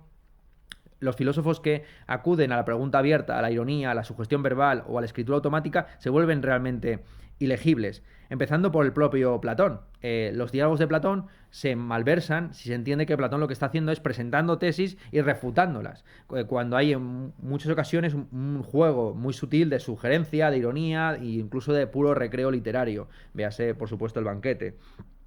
¿Cuál es la alternativa? Lo más evidente, lo que han propuesto ciertas feministas, es cambiar las metáforas que se utilizan en el campo de la filosofía. En lugar de hablar de los debates filosóficos como un campo de batalla, véase la doctrina del método, de la crítica de la razón pura, donde Kant habla del campo de la filosofía como una especie de arena donde los gladiadores filosóficos se despiertan para estar combatiendo entre ellos constantemente. Si en vez de hablar de la filosofía como un campo de batalla, habláramos, por ejemplo, de la filosofía como un laberinto de caminos que se bifurcan y se vuelvan a unir, podríamos entender la filosofía ya como una labor cooperativa, donde se trata, por ejemplo, de encontrar una salida o de explorar nuevos caminos o de volver a asfaltar los conocidos. En general, lo que habría que hacer es revisar el papel que desempeña la filosofía dentro de la división tripartita del discurso, establecida por Aristóteles. Para Aristóteles había 3 tipos de discursos: el discurso epidíctico, que versa sobre lo bello en el presente, que sería el discurso típicamente retórico, pues Gorgias elogiando en el presente la belleza de Helena, o al contrario, deplorándola; el modelo de discurso deliberativo, que trata sobre un bien futuro; y el modelo de discurso judicial, que versa sobre una verdad pasada. Pues bien, toda la filosofía occidental, o la mayor parte de la filosofía occidental, salvo la sofística y parte de la filosofía del siglo XX, ha caído, o ha considerado que la filosofía caía principalmente de este último modo de discurso, que la filosofía era principalmente un juicio, un tribunal de la razón, que diría Kant. Los enunciados son juicios, el filósofo es un enjuiciador, un valorador. Se presupone que todas las teorías son falsas hasta que se demuestre lo contrario: la duda metódica, la presentación de objeciones, de testimonios, de dudas razonables, la idea de presentar una evidencia más allá de toda duda posible. Vale, frente a esta concepción judicativa de la filosofía, contra la cual, por cierto, también se le rebeló Gilles Deleuze escribiendo ese librito delicioso sobre la filosofía de Kant, quizás habría que entender la filosofía de otra forma, sin necesidad de caer en la sofística. Queda todavía la otra alternativa. Si la filosofía no puede ser ni judicativa, tratando de una verdad situada en el pasado que se debe investigar y establecer por medio de testimonios, de juicios, etcétera, y de testigos; si la filosofía tampoco puede ser un puro discurso bello acerca del presente, quizás la filosofía se debería comprender como un debate deliberativo acerca de un bien futuro. Ahí está el giro evidentemente pragmatista propio de la segunda generación de la Escuela de Frankfurt y de buena parte de la filosofía actual, incluida la teoría feminista, que, como hemos visto, cuando se pone a hablar de qué es mujer, no entiende los enunciados acerca de la mujer como juicios acerca de una verdad pasada, sino que lo que intenta establecer es hablar del bien común futuro. ¿Cuál es el concepto más apropiado de mujer que necesitamos para establecer relaciones igualitarias entre los géneros en el presente? ¿Vale? Entonces, esta es la propuesta inicial que podríamos plantear aquí. a eso se suma también una autocrítica del concepto de cortesía, porque se podría decir, bueno, todo este tema de la idea de la filosofía como un campo de batalla se podría solucionar si hubiera unas normas de cortesía básicas, ¿no? Esto es una cosa que ya te digo que ha sido muy estudiada, que una de las razones por las cuales el campo de la filosofía es un campo principalmente dominado por hombres es que, bueno, en fin, pues hay esta especie de visión agonística de la filosofía, ¿no? Todo sería mucho más fácil si fuera más civilizada y cortés el debate y, por ejemplo, pues se tuviera en cuenta los pronombres que ha elegido cada persona para llamarse a sí misma o a sí misma, lo que sea. Pero aquí es interesante que hay una crítica feminista a esta idea abstracta de cortesía o de civilidad, porque no es lo mismo lo que se entiende desde el punto de vista masculino o desde el punto de vista femenino, también como estereotipos, acerca de lo que es cortés o lo que es civilizado. La concepción típicamente masculina de la cortesía es un conjunto de normas que regulan explícitamente quién gana y quién pierde el debate. Es un fair play, es un código de normas que permiten justamente, partiendo de una igualdad de oportunidades, la desigualdad de resultados. Unos vencen y otros pierden. Esto sería parecido, pongamos por caso, al código de normas que hay en un partido de fútbol. No se puede utilizar la mano, se tiene que jugar con el pie, pongamos por caso, pero eso se hace con el objetivo de que un equipo gane o el otro pierda. Frente a eso, la cortesía llamada femenina, que quizás simplemente es un estereotipo acerca de lo que deberían hacer las mujeres, pero que de hecho se ha encarnado históricamente en los roles sociales que se ha impuesto o proyectado sobre lo femenino, consiste en abrirse a la empatía, al cuidado, a la intimidad, al poner en común los problemas. Evidentemente hay feministas que quieren romper con este estereotipo y que reivindican frente a la idea de una mujer armónica, empática, a la feminista como killjoy feminist. Es un término utilizado por Sara Ahmed para referirse a la feminista como aguafiestas. Ahora bien, también hay que incorporar quizás ese aguafiestismo. También la filosofía tiene que estar lo bastante abierta como para incorporar ese aguafiestismo en su seno. Y aquí quisiera contar un ejemplo, un caso que yo he contado en varias ocasiones, pero que bueno, nunca está mal recordarlo de nuevo, que fue aquella vez que, presentando yo mi libro del trap en Barcelona, estábamos haciendo unas bromas acerca de pues cómo el libro se iba a publicar originalmente en una editorial que quería que yo hiciera una introducción a la música urbana para señoras de 40 años, y en el momento en que estaba yo diciendo esta frase, ¿no?, la idea de que bueno, yo no quería escribir un libro para señoras menopáusicas de 40 50 años, pues desde el público la escritora y buena amiga Cristina Morales, con la que me llevo muy bien, pero que tiene un genio muy potente, pues gritó, literalmente gritó, ¿qué hay de malo con las mujeres de 40 años? Claro, de nuevo, no es un concepto de intervención o de diálogo que para muchos rompería los criterios de cortesía o de civilidad, en el sentido de que, bueno, no respeta el turno de palabra, lo dice con unos decibelios excesivos, pero también la filosofía debe manejarse con la suficiente cintura como para incorporar este tipo de contraejemplos o este tipo de refutaciones. Evidentemente, según me lo dijo, pues yo me puse a reflexionar y dije, pues la verdad es que qué expresión más estúpida esta que estoy utilizando, de hablar, de referirme a las mujeres de 40 o 50 años como si estuvieran muertas, como si fueran cadáveres. En fin, vaya concepción, además de patriarcal, machista, edadista, que estoy aquí yo exponiendo inconscientemente, porque hablo de las mujeres de 40 años y no de los hombres de 40 años, ¿no? Entonces pedí disculpas y desde entonces he procurado no volver a utilizar esa expresión, por lo menos en un sentido despectivo. Entonces, este es el asunto principal. Frente a la idea de filosofía como espectáculo erístico, en el que cada uno mantiene una posición, mantenello y no enmendallo, mantiene una posición y no la enmienda, frente a la idea de John Stuart Mill, de que la verdad se obtiene por medio de la controversia y de la polémica de posiciones extremas en el ámbito público, pues quizás habría que reivindicar justamente la filosofía como un espacio de debate privado. No en el sentido de que no se pueda exponer públicamente, sino en el sentido de que no busca ese espectáculo erístico de refutación de las teorías ajenas. Aquí que sería interesante la contraposición que establece Simone de Beauvoir en El segundo sexo entre los artistas y las etarias. Los artistas, a juicio de Simone de Beauvoir, son aquellos que sacrifican su propio ego por mor de una obra. Frente a las etarias, etaria era un término utilizado para referirse a las prostitutas lujosas, a las geishas, podríamos decir, de Corinto, en la antigüedad clásica griega, que a juicio de Simone de Beauvoir el término etaria se podría utilizar, etaria era Aspasia, por ejemplo, o Finé, Se podría utilizar el término etaria para referirse a todos aquellos presuntos artistas que en realidad lo que hacen es supeditar su obra a su propio culto egomaníaco. Es decir, los influencers, por ejemplo, o las it girls y los it boys, hay que ser aquí igualitario, pues serían un ejemplo claro de este tipo de etarismo.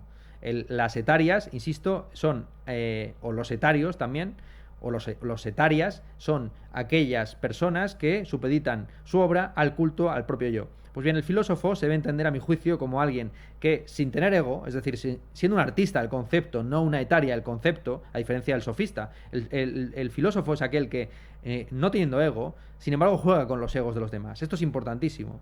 Y eso es justamente lo que hace Sócrates. Aquí el modelo yo volvería a ser, a mi juicio, el de los diálogos socráticos. Platón muestra un ejemplo de Sócrates, pues un filósofo que sin tener ego juega con los egos ajenos. El filósofo, en este plano, pues podría ser perfectamente lo que Rorty denominó un ironista liberal, alguien que no se toma en serio las respuestas concretas a los problemas, pero sí que se toma en serio los problemas. Es decir, que insiste en el diálogo y en la discusión, que era lo que hacía Sócrates. Sócrates ironizaba acerca de todas las posiciones filosóficas, pero sin embargo le daba mucha importancia a los problemas que se estaban debatiendo. Evidentemente, esto supone una filosofía abierta a la paradoja, a la ironía y sin caer en el relativismo o en el escepticismo. Sócrates es irónico, es escéptico moderado, es paradójico, en fin, es burlón, pero no cae en un nihilismo filosófico que niegue la posibilidad de conocer el mundo. Se esfuerza constantemente, aunque siempre sea de manera fallida, en comprender la realidad.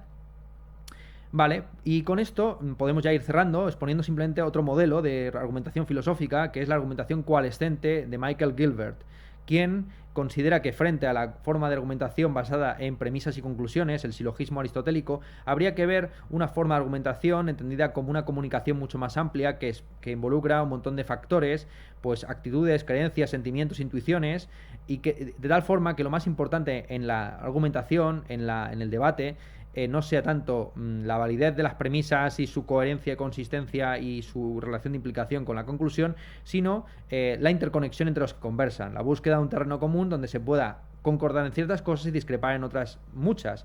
Evidentemente, dice Gilbert, este tipo de debate es mucho más enriquecedor porque ambas partes tienen que esforzarse en comprender la posición ajena. Lo realmente triste, lo realmente esquemático, lo realmente anodino y de buena parte de la filosofía contemporánea más agonística es que entiende que basta con comprender a sus adversarios de manera estereotipada para refutarlos.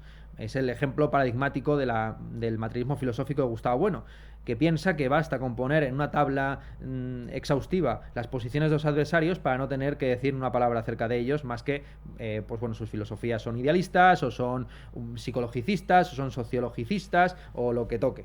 Bien, frente a esa, claro, cuando tiene que refutar al adversario, le basta con ir a buscar lo que puede refutar. Mientras que lo que dice Gilbert es que en este tipo de modelo de argumentación coalescente, lo importante no es preguntarse con qué puedo estar en desacuerdo, buscar inmediatamente un punto de desacuerdo, sino con qué debo estar de desacuerdo. Y claro, para llegar al debo se requiere, al deber más que al poder, se requiere de un conocimiento mucho más amplio. Se necesita mucha más información para encontrar el fulcro de verdad de una teoría que para encontrar un error o una falla, porque todo sistema filosófico, por muy exhaustivo que sea, por muy coherente que sea, por muy completo que sea, siempre tiene sus problemas irresueltos, sus campos abiertos, sus edificios a construir. Está en marcha, evidentemente. Entonces es mucho más fácil encontrar lo ridículo, lo absurdo, lo contradictorio en un sistema que aquello que es el fulcro de verdad, el punto sobre el que se apoya. Las motivaciones. Entonces esta es la teoría de Gilbert. Al final no se trata tanto de buscar con qué puedo estar en desacuerdo, sino con qué debo estar en desacuerdo, buscando, insisto, el ponerse en lugar del otro, el informarse de una manera mucho más precisa de la teoría opuesta, contra lo que Hegel denominaba el entendimiento tabular. El entendimiento tabular, en el prólogo de la fenomenología del espíritu, es aquel entendimiento que cree, insisto, que basta con poner etiquetas a las cosas para comprenderlas, que basta con establecer una especie como de gran muestrario de los sistemas filosóficos alternativos para así, despreciándolos in toto, como un conjunto no diferenciado, pues reafirmar la posición propia, ¿vale? Esta es la esto es entonces lo que quedaba por explicar. No era mucho, como ustedes están viendo, y con esto termina la clase 12ª dedicada al feminismo sonoro. Les mando un saludo, espero que estén bien. Chao.